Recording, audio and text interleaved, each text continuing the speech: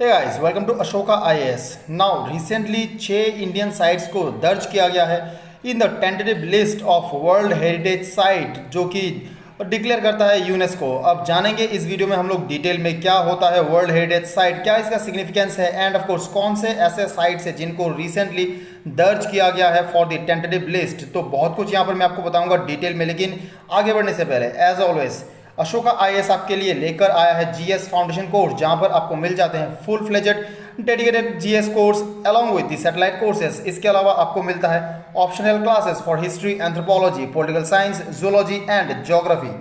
इसके अलावा अशोका आईएएस आपको देता है online mock test series for APSC and UPSC prelims 2021 for both the general studies and CSAT papers. Now news क्या है यहाँ पर इंडियन एक्सप्रेस का आर्टिकल है 6 Indian places added to tentative list of UNESCO world heritage site. Now यहाँ पर UNESCO का जो वर्ल्ड हेरिटेज साइट है, यहाँ पर टोटल अभी 48 ऐसे साइट्स हो गए जो इंडिया के द्वारा दर्ज किया गया है टेंटेटिव लिस्ट में with the recent entries of 6 new sites. Now यहाँ पर हम लोग जानने वाले हैं कि क्या होता है ये वर्ल्ड हेरिटेज साइट। देखिए, वर्ल्ड हेरिटेज साइट जो है ये माना जाता है these are the locations, these are the places with universal values, जिनका हिस्टोरिक जो पर्सपेक्टिव से अगर बात करें या इनका जो नेचुरल सीनिक ब्यूटी है, इकोलॉजिकल एंड इवोल्यूशनरी वैल्यूज़ है, काफ़ी यूनिक नेचुरल पिक्चर्स की ये दर्ज करते हैं।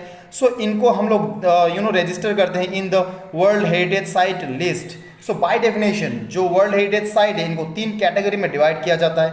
कल्चरल साइट, जहाँ पर आपको historic buildings, town sites, archaeological sites, sculpture and painting मिल जाएंगे।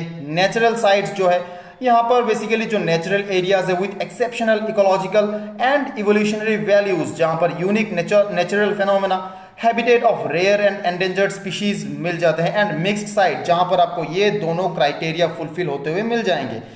टोटल मैं आपको बता देता हूँ इंडिया का अब तक 38 ऐसे साइट्स है जो रजिस्टर्ड है, जो दर्ज है यूनेस्को का वर्ल्ड हेरिटेज साइट में। इनमें से 30 जो है ये कल्चरल साइट में आता है, 7 are natural site and 1 is the mixed heritage site. इनका नाम आपके लिए जानना बहुत ज़रूरी है।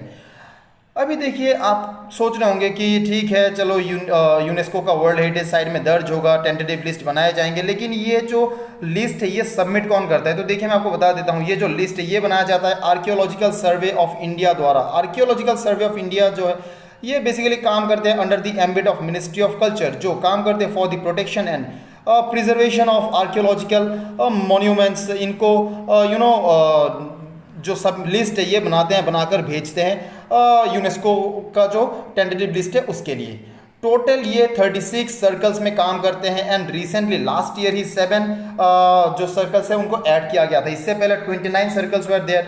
अभी कंट्री भर में 29 सर्कल्स पहले हुआ करते थे, अभी कंट्री भर में टोटल और 7 इंक्लूड कर दिया गया है जो सर्कल्स है जहाँ से ये ऑपरेट करते हैं। So total the tally becomes 36 जहाँ से ये काम करते हैं। तो क्राइटेरिया क्या है यहाँ पर? किसी भी साइट को वर्ल्ड हेरिटेज साइट में आप दर्ज करना चाहते हो उसके लिए क्राइटेरिया क्या है? देखिए, जो आपका ऑपरेशनल गाइडलाइन है 2019 के मुताबिक, यहाँ पर कहा जाता है a list is prepared as the tentative list before 1 year as tentative list जो है to be selected in the जो nomination dossier है। सो नॉमिनेशन के लिए आपको जाने के लिए पहले क्राइटेरिया ये है कि 1 साल पीरियड तक आपको टेंटेटिव लिस्ट में सिलेक्ट किया जाता है। 1 साल के बाद वहाँ से एक नॉमिनेशन डॉसियर बनाया जाता है जहाँ से जो लिस्ट में से साइट्स को सिलेक्ट किया जाएगा, they end up making into the list of UNESCO world heritage site. So it is guided by the operational guidelines 2019। Now जो साइट्स यहाँ पर रिसेंटली दर्ज किए गए हैं, 6 टोटल ऐसे साइट्स हैं जिनको दर्ज किया गया है टेंटेटिव लिस्ट में, अभी ये नॉमिनेशन डॉसियर में गए नहीं है। तो जो साइट्स है यहाँ पर सबसे पहला है सतपुरा जो टाइगर रिजर्व है, इसको दर्ज किया गया है। सतपुरा टाइगर रिजर्व में आपको बता देता हूँ, इसको एस्टेब्लिश किया गया था 2000 में।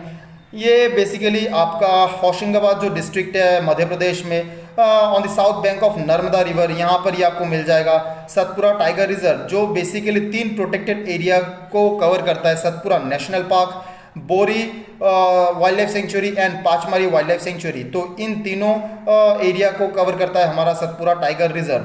जो मेन रिवर है यहाँ से फ्लो करता है। अक्सर आपको पूछा जाता है कि स्टेटमेंट वाइज क्वेश्चन में, तो आपको याद रखना है जो डेनवा रिवर है ये मेन रिवर है, लाइव स्ट्रीम है इस टाइगर रिजर्व का। डाइवर्सिटी के बारे में बात करें तो आपको यहाँ पर मिल जाएंगे tiger, leopard, black buck, sloth bear जैसे जो सिग्निफिकेंट स्पीशीज है आपको यहाँ पर मिल जाएंगे। मोर ओवर यहाँ पर कहा जाता है कि it host the largest tiger population जो फॉरेस्ट एरिया में मिलता है। एंड मोर ओवर इसके अलावा यहाँ पर आपको मिल जाएंगे लगभग 50 ऐसे रॉक शेल्टर्स जहाँ पर प्री हिस्टोरिक पेंटिंग्स आपको मिल जाएगा, जैसे कि आप यहाँ पर देख सकते हो, which dates back to almost 1500 years. So काफ़ी सिग्निफिकेंट जगह है, not only from its biodiversity point of view but also from historic point of view. So this is Satpura tiger reserve. Next जो दर्ज किया गया है घाट्स ऑफ वाराणसी। अब इसका जो हिस्ट्री है it dates back to 14th century, बहुत ही पुराना हमारे सभ्यता के साथ जुड़ा हुआ है। एंड स्पेशल अटेंशन यहाँ पर दर्ज जो अटेंशन यहाँ पे आता है बिकॉज ऑफ द हिंदू जो रिलीजियस राइट्स है एंड स्पिरिचुअल वैल्यू। बेसिकली आपको पता होगा जो वाराणसी है इट्स अ प्लेस जहाँ पर हिंदू रिलीजियस बिलीफ काफ़ी रूट तक जुड़ा हुआ है। Holi birth and other rituals जो है यहाँ पर परफॉर्म करने दूर दूर से लोग आते हैं, विजिट करते हैं। So ghats of Varanasi because of its historic and of course its cultural जो पर्सपेक्टिव से अगर बात करें तो काफ़ी सिग्निफिकेंट लोकेशन है। उसी को मद्देनजर रखते हुए वाराणसी का जो घाट्स है यहाँ पर दर्ज किया गया है टेंटेटिव लिस्ट में। अगला जो साइट है हिरेवेनेकल साइट, ये आपको मिल जाएगा। बेसिकली ये एक नियोलिथिक साइट है जो आपको मिल जाएगा कर्नाटका में। It is famous for its granitic जो ब्यूरियल साइट है जो dates back as old as 28 years old आपको, तो प्री हिस्टोरिक टाइम में। And one of the largest prehistoric megalithic structures आपको यहाँ पे मिल जाएंगे। सो अगेन जो आर्ट एंड कल्चर के बारे में बात करें या फिर हिस्टोरिक पर्सपेक्टिव से बात करें, मोनूमेंटल पर्सपेक्टिव से बात करें तो काफ़ी सिग्निफिकेंट एक लोकेशन है जिसको दर्ज किया गया है टेंटेटिव लिस्ट में। ये आपको मिल जाएगा कर्नाटका में। नेक्स्ट जो अगला साइट यहाँ पर दर्ज किया गया है Maratha military architecture.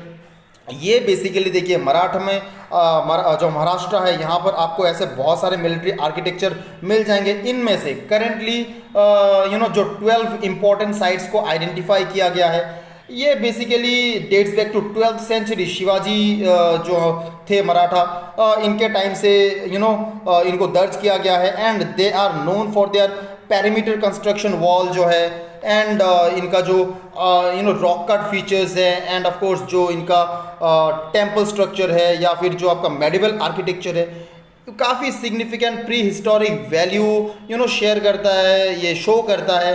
And piece of master art from the medieval period. So इसको भी दर्ज किया गया है in the tentative list of archaeological जो हमारा जो यूनेस्को का वर्ल्ड हेरिटेज साइट है इसमें।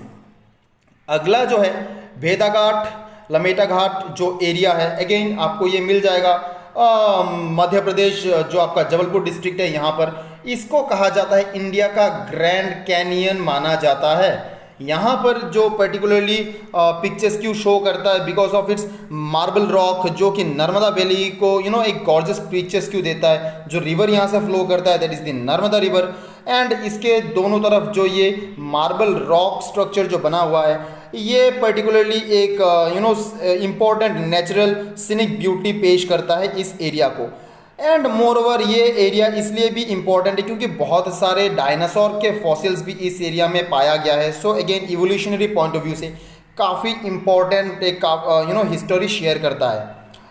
लास्ट 6 नंबर जो हमारा अभी दर्ज हुआ है कांचीपुरम का टेम्पल्स। आपको पता होगा it lies on the bank of Vegavathi river and it is known for its spirituality and the serenity.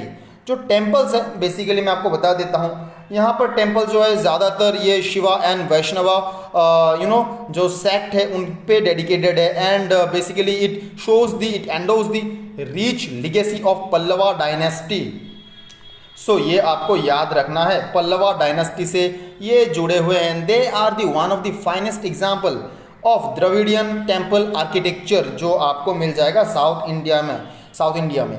So these are the 6 different location sites जिनको अभी रिसेंटली दर्ज किया गया है in the tentative list of UNESCO world heritage site. Now 6 sites के बारे में हम बात कर चुके हैं यहाँ पे आपको पता चल गया होगा। Yes definitely they share some important value. Significance क्या है इनको अगर यूनेस्को वर्ल्ड हेरिटेज साइट में दर्जा मिल जाता है तो सिग्निफिकेंस क्या है, यहाँ से क्या आउटकम निकाल सकते हैं। देखिए सिग्निफिकेंस के बारे में मैं बात करूँ, यहाँ पर सबसे पहले तो जब भी किसी साइट को रिकॉग्नाइज किया जाता है एज अ इंटरनेशनल वैल्यू, तो फर्स्ट ऑफ ऑल यहाँ पर इंटरनेशनल रिकॉग्निशन मिल रहा है किसी भी साइट को, जिससे कि टूरिज्म जो है वो बूस्ट होता है, उस एरिया में बाहर से लोग आएंगे। सो ऑफ कोर्स इकोनॉमिक एंगल से बात करें तो काफ़ी सिग्निफिकेंट इकोनॉमिक वैल्यूएशन यहाँ पे मिल जाता है। जो एक और यहाँ पर है कि प्रायोरिटी फंडिंग, जो यूनेस्को के द्वारा फंड होता है, प्रायोरिटी फंडिंग मिलेगा यहाँ पर for their protection and preservation as well as promotion of Indian culture in the international sphere. International arena में यहाँ पर जो हमारे मोनूमेंट्स है, जो आर्किटेक्चरल जो लिगेसी हमारे पास्ट है, इनको काफ़ी सिग्निफिकेंट बूस्ट मिलेगा, एक दर्जा मिलेगा, एक रिकॉग्निशन मिलेगा। सो अपने आप में काफ़ी सिग्निफिकेंट रहता है for any country, for any region, उस कंट्री का, उस रीजन का जो ओवरऑल जो हिस्टोरिक सिग्निफिकेंस है, या फिर आप कह सकते हो आर्ट एंड आर्किटेक्चरल जो हिस्ट्री है उस रीजन का, वो काफ़ी हद तक इंटरनेशनल प्लेटफॉर्म में ग्लोरीफाई किया जाता है, ग्लोरीफाई होता है, and of course financially economically एक बूस्ट मिलता है उस रीजन को। So these are the 6 sites जो यहाँ पर हमने बात की है। अब एग्जाम में देखिए क्वेश्चन किस तरह का पूछ सकते हैं। क्वेश्चन आपको पूछ सकता है कि इनमें से कौन सा साइट है जो अभी रिसेंटली दर्ज किया गया है यूनेस्को का, जो वर्ल्ड हेरिटेज साइट का टेंटेटिव लिस्ट है। यहाँ पर इंडिया में ऐसे कितने साइट्स हैं, कौन से साइट्स हैं। यहाँ पर आपको मैं एक सवाल पूछना चाहूँगा, जो मैं चाहूँगा आप मुझे नीचे कमेंट सेक्शन में बताओ। Who is known as the father of Indian जो आर्कियोलॉजिकल सर्वे डिपार्टमेंट है, किसको माना जाए, किनको माना जाता है, who is the father of Indian archaeology. इसका आंसर मैं चाहूँगा आप मुझे बताओ नीचे कमेंट सेक्शन पर। सो ये है इस वीडियो का ओवरऑल एनालिसिस। आई होप ये आपको समझ में आया होगा। Thank you very much, thanks a lot.